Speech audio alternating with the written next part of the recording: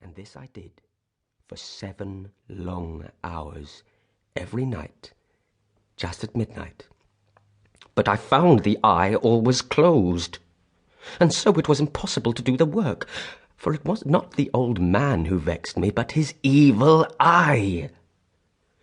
And every morning, when the day broke, I went boldly into the chamber and spoke courageously to him, calling him by name in a hearty tone, and inquiring how he had passed the night.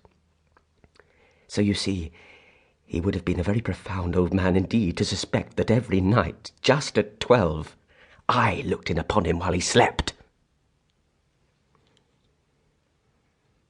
Upon the 8th night, I was more than usually cautious in opening the door. A watch's minute hand moves more quickly than did mine. Never before that night had I felt the extent of my own powers, of my sagacity.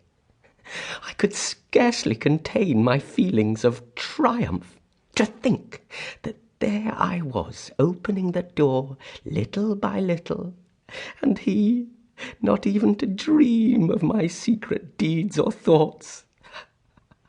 I fairly chuckled at the idea, and perhaps he heard me, for he moved on the bed suddenly, as if startled. Now, you may think that I drew back, but no.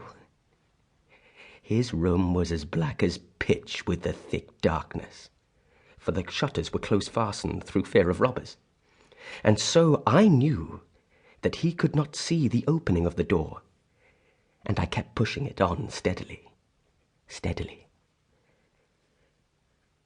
I had my head in, and was about to open the lantern, when my thumb slipped upon the tin fastening, and the old man sprang up in the bed, crying out, "Who's there?" I kept quite still and said nothing. For a whole hour I did not move a muscle, and in the meantime I did not hear him lie down. He was still sitting up in the bed listening, just as I have done night after night, hearkening to the death watches in the wall. Presently I heard a slight groan, and I knew it was the groan of mortal terror. It was not a groan of pain or of grief, oh no. It was the low, stifled sound that arises from the bottom of the soul when overcharged with awe. I knew the sound well. Many a night, just at midnight, when all the world slept, it has welled up from my own bosom, deepening with its dreadful echo the terrors that distracted me. I say I knew it well. I knew what the old man felt, and pitied him, although I chuckled at heart.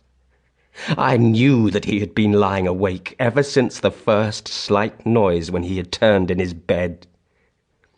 His fears had been ever since growing upon him. He had been trying to fancy them causeless, but could not. He had been saying to himself, "It is nothing but the wind in the chimney.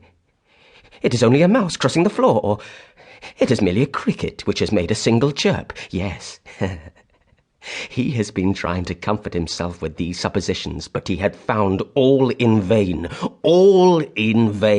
because death, in approaching him, had stalked with his black shadow before him and enveloped the victim. And it was the mournful influence of the unperceived shadow that caused him to feel, although he neither saw nor heard, to feel the presence of my head within the room. When I had waited a long time very patiently without hearing him lie down, I resolved to open a little, a very, very little crevice in the lantern. So I opened it.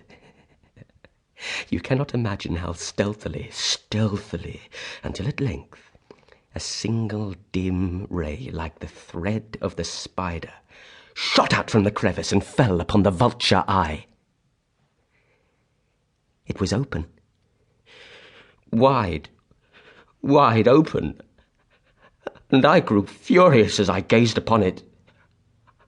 I saw it with perfect distinctness, all a dull blue with a hideous veil over it that chilled the very marrow in my bones.